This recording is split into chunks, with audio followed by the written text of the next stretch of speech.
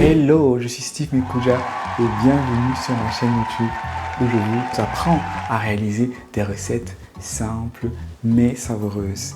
Le plat d'aujourd'hui est un plat que tout le monde connaît. C'est un plat africain, même les non-africains le connaissent. Ce sont des beignets. Beignets passe-partout, beignets africains, beignets de farine, beignets... En fait, on les voit partout. Parce qu'ils sont d'abord simples à réaliser, parce que les ingrédients se trouvent partout. Voilà, et parce qu'ils se mangent aussi bien comme ça qu'avec des haricots, avec du poulet frit, avec du poisson braisé. En fait, ils peuvent tout accompagner. Voilà, j'ai décidé de faire cette recette parce qu'on me l'a demandé. Même si c'est simple, je pense qu'il y a beaucoup de gens qui ne savent pas la faire. Donc j'ai décidé de faire une vidéo pour vous l'expliquer. Très simplement, on y va, let's go!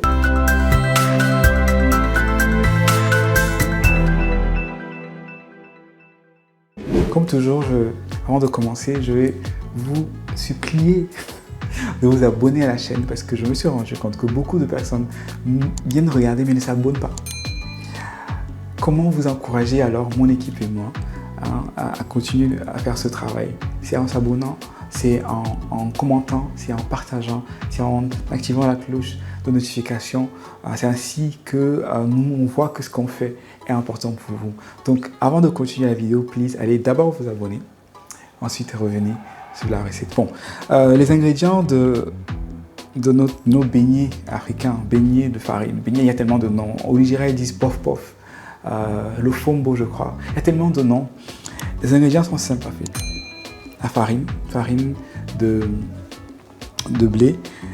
Là, j'ai 500 grammes à peu près.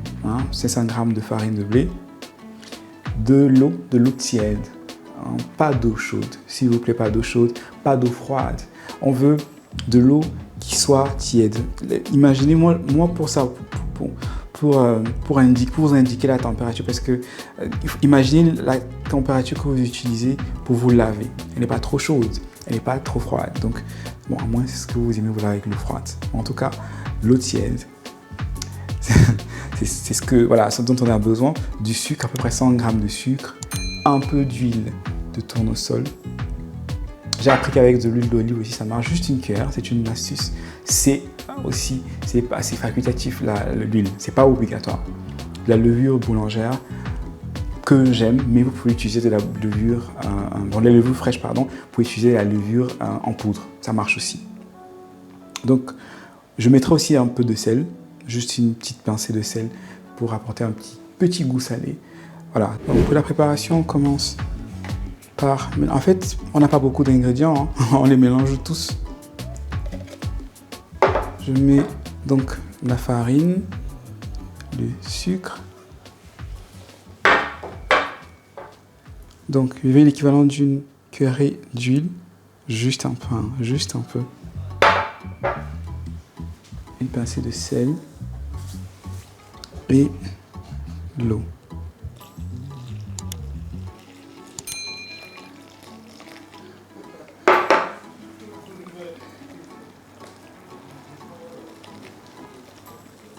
Je mélange avec les mains.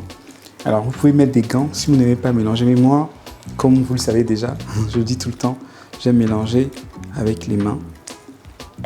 Voilà. Donc, on mélange. Donc, 500 grammes de farine, 450 ml d'eau tiède. Voilà. Je vais ajouter ce que vous pouvez faire pour faire fondre la levure fraîche. Vous pouvez la mélanger avec du sucre et elle va fondre. Et vous pouvez aussi, comme moi, puisque j'aime justement, j'aime sentir les ingrédients dans la main, j'aime faire ce mouvement. Voilà, puis je vais recouvrir comme ça. Ce qu'on veut est ce qu'il n'y ait pas d'air qui entre.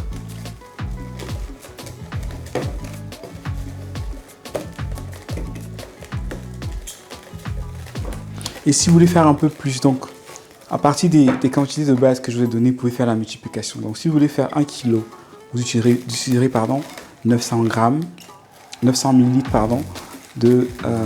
Vous utilisez 200 grammes de sucre. Donc, à chaque fois que vous augmentez les quantités, faites le calcul. Voilà, donc je vais recouvrir comme ça et je vais laisser reposer pendant minimum 1h30. Vous pouvez laisser un peu plus longtemps si vous voulez. 1h même, parfois ça suffit, mais pas moins. Il faut que la pâte ait le temps de prendre du volume avant la friture. Donc on se revoit dans 1h30. 1h30 plus tard, on a une pâte qui a pris du volume, donc on va passer à la friture. J'ai mis ma marmite au feu à 180 degrés, donc on veut que l'huile soit à 180 degrés. Pas plus chaude que ça, on ne veut pas que les beignets brûlent. Je vais tremper ma main comme ça dans de l'eau, ça permet que la pâte ne colle pas. Je ne connais pas d'autre manière de faire ça qu'avec les mains. Hein. Peut-être que vous pouvez utiliser des gants, j'en sais rien, mais moi, j'ai vu faire ça avec les mains, je l'ai toujours fait avec les mains. Évitez par contre, si vous avez des mains avec beaucoup de poils, évitez de mettre des poils dans la nourriture. Voilà, donc je vais prendre une partie. Comme je l'ai expliqué dans d'autres vidéos, je prends avec mes doigts, ok? Et je vais utiliser mon premier et mon deuxième doigt. Je vais utiliser en fait ça pour faire passer la pâte. Donc on fait ça très simplement. Voilà ce que je fais. Et je fais passer par... Voilà. Donc, je rappelle que la marmite doit être une marmite avec un fond creux. Si on veut que les beignets flottent, donc on veut la forme ronde. Là.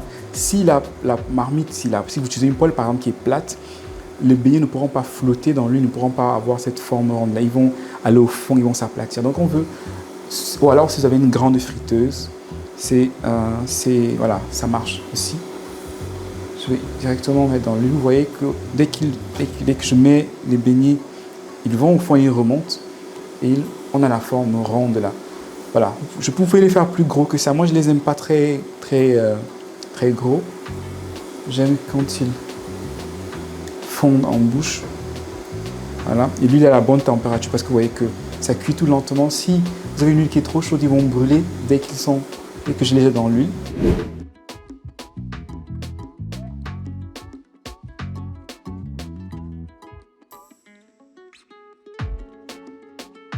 Donc, après la friture, voilà ce qu'on obtient. Regardez la texture. Moi, je les aime comme ça. Hein. Ça se mange comme ça avec du piment, avec du haricot, avec du poisson braisé, avec du poulet à braiser. Et ce que j'aime faire, c'est que quand je veux les manger avec une sauce salée, je les fais moins sucrés. Quand je vais les manger juste comme ça avec du piment, ou alors quand je vais les manger juste comme ça, je mets un peu plus de sucre. Il y en a même d'ailleurs qui ajoutent encore du sucre en poudre dessus, et je trouve que ça fait trop de sucre. Voilà, je pense que ça a été utile pour vous. Donc je vais continuer de manger. Je vais me faire une sauce de haricots rouges pour accompagner mes beignets. Je vous dis merci d'avoir regardé. N'hésitez pas à me dire en commentaire si vous connaissez déjà la recette ou bien si il y a une nouvelle recette pour vous suivre. S'il avait fait la recette, est-ce que ça a fonctionné? Sinon, qu'est-ce qui n'a pas marché?